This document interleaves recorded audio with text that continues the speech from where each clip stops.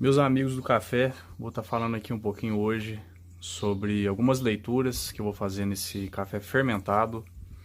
Em outro vídeo eu mostro como que ele foi fermentado, o tempo e aqui como que ficou esse café, né?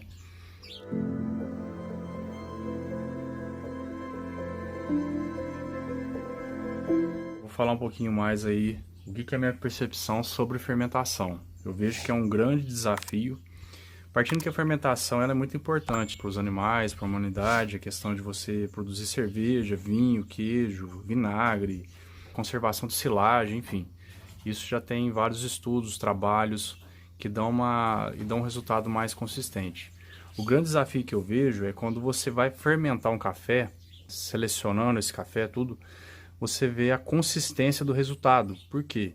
Uma fermentação você faz do mesmo jeito, no mesmo café, na mesma lavoura, você vê distinção entre os resultados, mesmo usando o mesmo tempo, temperatura, enfim. Então é um grande desafio quando você não tem inoculação de algum micro-organismo, né? Que vai dar consistência nesse resultado. Então, na minha percepção, é um pouco ainda um tiro no escuro, que você tem alguns resultados promissores, mas você dá uma consistência de produção no café que vai dar aí sempre cafés do mesmo tipo, com padrão de qualidade física e sensorial. Para mim realmente aí é o grande desafio da vez, fazer de forma natural, sem mesmo adicionar algum produto. Então isso aqui demanda de muito estudo, de muito trabalho. Eu acredito que um caminho é a gente compreender o tipo de condição ideal, né, para que esse café me entregue um bom resultado, tá? Então a gente pode multiplicar nos processos, mas a gente não sabe o resultado. Eu falo muito isso nas palestras, nos treinamentos, né? E aqui eu vou mostrar um pouquinho mais só de algumas leituras. Eu falei em outro vídeo sobre essa fermentação, quanto tempo, a questão como que ficou esse café. Mas aqui teve uma fermentação de 7 dias, né? Que eu quero ver como é que vai ficar esse café. O cheiro é bem característico de laranja passada, banana passada.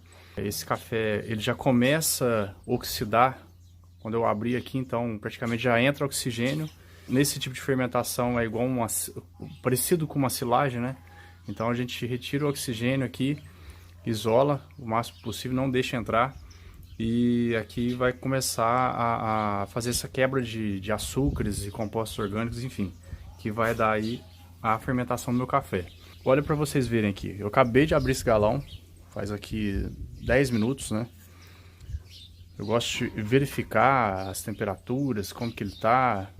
Você vê que no final dessa fermentação aqui, ele tá em torno de 20 e poucos graus na massa, tá? Só como título de curiosidade, eu peguei aqui alguns frutos só para fazer a leitura do Brix na mesma lavoura e eu vou medir depois de 7 dias como que tá o Brix desse café e do fruto da lavoura para vocês verem. Em outro vídeo eu falo sobre a questão da medição do Brix, o porquê que eu utilizo, a importância para a fermentação, não para a colheita e nem para identificar os melhores cafés. O Brix não é para isso.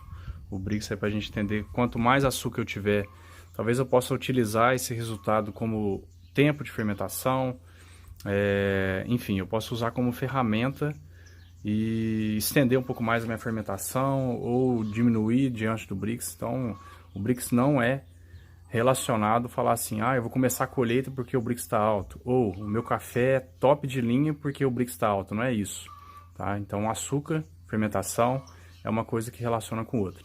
Então eu selecionei alguns frutos, olha a diferença de cor do fruto, da fermentação, aqui ele já está começando a oxidar já, entrada de oxigênio, e lá na lavoura. Vamos fazer a medição dele aqui.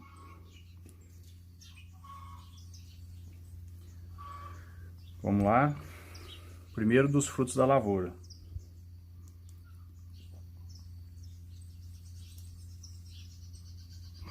Eu peguei só alguns frutos para a gente poder,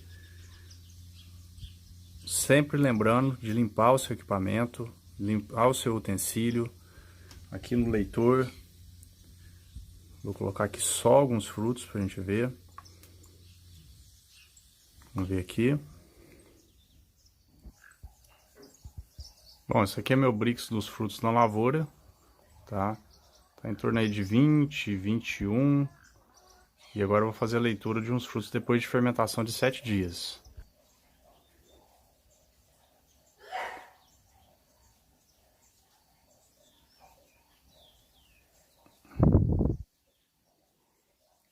Vamos aqui.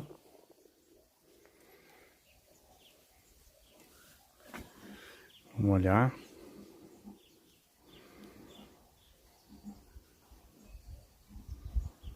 Vejo que o mel dele tá já bem degradado, né? Você vê, é pouco mel realmente.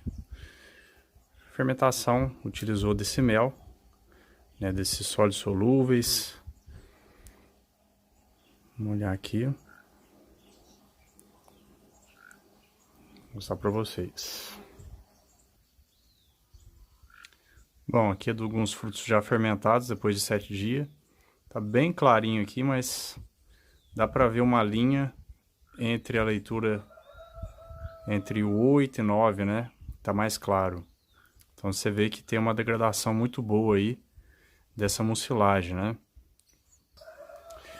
E aí a importância, né? Ver que tem alguns frutos aqui verde, apesar de a gente ter selecionado, ele tá bem aparente aqui um fruto ou outro verde. A gente ainda vai dar uma catada nesse aqui, mas é interessante que esteja bem selecionado o café mesmo, porque a microbiota de um fruto cereja é bem mais intensa do que um fruto verde.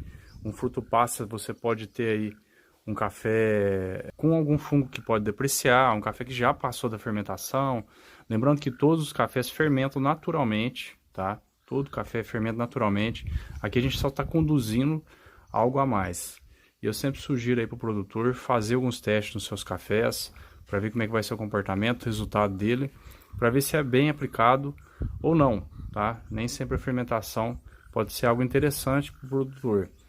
Só para poder aqui também mostrar um outro detalhe, eu peguei do mesmo café da lavoura, tá? E coloquei em outro recipiente, só que aqui eu não selecionei esse café. E aqui eu quero mostrar para vocês, ó, sem oxigênio, como que não forma bolor, né? Então oxidação, igual um produto aí de conserva. E aí você vai ver um café aqui, eu não selecionei ele, mas eu quero que vocês vejam, ó, o café mais passa. Aqui tem a presença de oxigênio, eu deixei aberto esse recipiente alguns dias. E aqui, ó, deixa eu só afastar um pouco mais. O cheiro é bem, lembra vinagre, formação de bolor. O café verde, você vê que ele ainda está intacto, né? A baixa atividade microbiota nesse café. Então, oxigênio aqui é um perigo. No caso, você vê muitos contos aí, olha, o produtor deixou um café lá na lavoura, deixou na carreta, na sacaria, ou amontoou no terreiro, e não deu nada pelo café, quando veio o café ficou muito bom. Isso é um acidente, viu? Não faça isso sem monitoramento, não. Então você vê que muitos cafés aqui já embolorando. Olha a diferença do café fermentado sem oxigênio, tá? Então só para compartilhar e contribuir com o vídeo aí, eu já estava me esquecendo. Valeu, um abraço.